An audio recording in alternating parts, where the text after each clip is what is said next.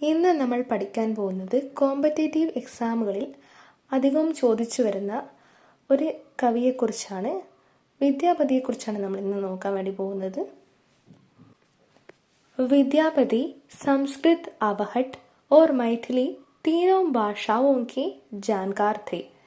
വിദ്യാപതി സംസ്കൃതം, അവഹട്ട്, മൈഥിലി തുടങ്ങിയ 3 ഭാഷകളെക്കുറിച്ച് അറിവുള്ള ആളായിരുന്നു.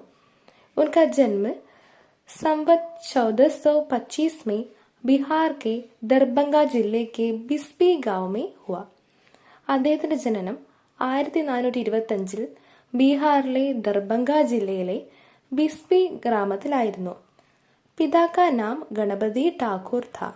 അദ്ദേഹത്തിന്റെ പിതാവിന്റെ പേര് ഗണപതി ഠാക്കൂർ എന്നായിരുന്നു. ആശ്രയദാത മഹാരാജ ശിവസിംഗ് ഓർ കീർത്തി സിംഗ്.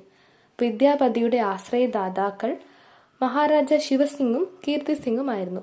ഈ 2 രാജാക്കന്മാരുടെ കീഴിലായിരുന്നു വിദ്യാപതി ഉണ്ടായിരുന്നത്. വിദ്യാപതി കുൽ 16 ഗ്രന്ഥോं की रचना की. 13 സംസ്കൃത് के, 2 അവഹട്ട് के, 1 മൈഥിലി का. മൊത്തത്തിൽ വിദ്യാപതി 16 ഗ്രന്ഥങ്ങൾ രചിച്ചിട്ടുണ്ട്. അതിൽ 13 എണ്ണം സംസ്കൃതത്തിൽ രചിച്ചിട്ടുള്ളതും 2 എണ്ണം അവഹട്ടിൽ എഴുതിയതും 1 മൈഥിലി ഭാഷയിൽ എഴുതിയതായിരുന്നു. यह माना जाता है कि वे आदिकाल के अंत और भक्तिकाल की शुरुआत में उदित हुए थे. ഇങ്ങനെയാണ് കണക്കാക്കപ്പെടുന്നത്. എന്തെന്ന് വെച്ചാൽ അദ്ദേഹം ആദികാലത്തിന്റെ അവസാനത്തിലും ഭക്തികാലത്തിന്റെ തുടക്കത്തിലുമായിരുന്നു ജനിച്ചിരുന്നത്. ഇനി നമുക്ക് വിദ്യാപതിയുടെ രചനകൾ എന്തൊക്കെയാണെന്ന് നോക്കാം. ആദ്യം തന്നെ സംസ്കൃത രചനകൾ നോക്കാം. 1 ഭൂപരിക്രമ, 2 പുരുഷ് പരീക്ഷ, ദെൻ ഗംഗാ വാക്യാവലി, വിഭാഗ് സാർ, ലിഖ്നാവലി, ശൈവ സർവസ്വ സാർ, ദുർഗാ ഭക്തി തരംഗിണി, വർഷാകൃത്യ, മണിമഞ്ജരി നാടക്, ഗോരക്ഷ വിജയ് നാടക്, ദാനവാക്യാവലി, ഗയാപതലക്, പ്രമാൺ ബോധ പുരാൺ സംഗ്രഹ്. ഇത്രയുമാണ് ഈ 13 രചനകളാണ് അദ്ദേഹം സംസ്കൃതത്തിൽ എഴുതിയിട്ടുള്ളത്. ഇനി അവഹട്ട് ഭാഷയിലേക്ക് വരുമ്പോൾ 2 രചനകളാണ് എഴുതിയിട്ടുള്ളത്. 1 കീർത്തിലത, അടുത്തത് കീർത്തി പതാക. പിന്നീട് മൈഥിലി ഭാഷയിലെ വിദ്യാപതി പദാവലി. അദ്ദേഹം വളരെ ഫേമസ് ആയിട്ടുള്ളത് ഈ 3 രചനകളുടെ പേരിലാണ്. 1 കീർത്തിലത, ദെൻ കീർത്തി പതാക, പിന്നെ പദാവലി അല്ലെങ്കിൽ വിദ്യാപതി പദാവലി. ഇനി നമ്മൾ നോക്കാൻ വേണ്ടി പോകുന്നത് വിദ്യാപതി എന്തൊക്കെ എന്തൊക്കെ പേരുകളിലായിരുന്നു അറിയപ്പെട്ടിരുന്നത്, അല്ലെങ്കിൽ അദ്ദേഹത്തിന്റെ ഉപാധികൾ, അദ്ദേഹത്തിന് എന്തൊക്കെ പദവിയായിരുന്നു ഉണ്ടായിരുന്നത്. ഇത് പലപ്പോഴും എക്സാമുകളിൽ റിപ്പീറ്റഡായി ചോദിച്ച ക്വസ്റ്റ്യൻ ആണ്.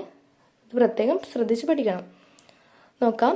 മൈഥിൽ കോകിൽ, അഭിനവ് ജയദേവ്, സരസ് കവി, കവി കണ്ഡഹാർ, കവി രഞ്ജൻ, ഖേലൻ കവി.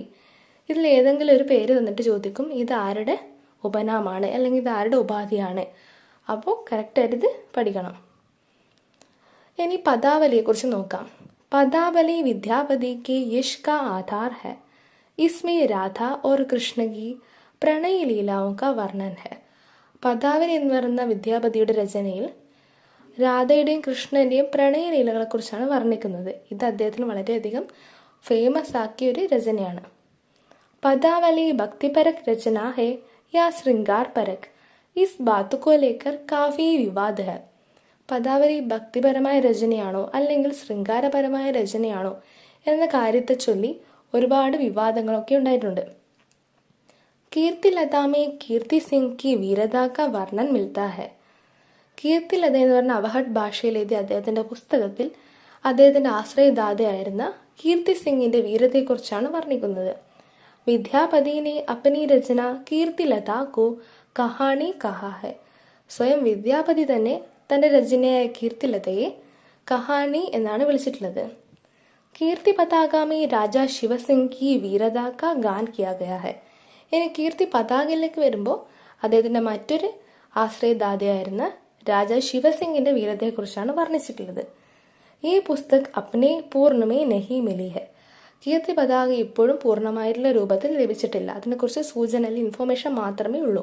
പക്ഷെ കീർത്തിലതയെക്കുറിച്ച് ഡീറ്റെയിൽസും എവിഡൻസും ഉണ്ട്.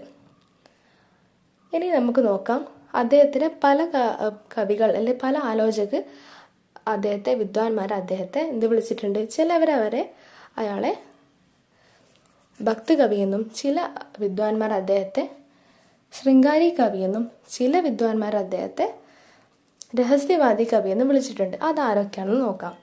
ഫസ്റ്റ് വൺ, രാമചന്ദ്ര ശുക്ല, രാംകുമാർ വർമ്മ ആദി വിദ്വാനോനെ വിദ്യാപതി കോ ശൃംഗാരി കവി മാനാ ഹെ. അപ്പോൾ ശുക്ല, രാംകുമാർ വർമ്മ മുതലായ വിദ്വാൻമാരെ വിദ്യാപതിയെ ശൃംഗാരി കവിയായിട്ടാണ് കണക്കാക്കിയത്.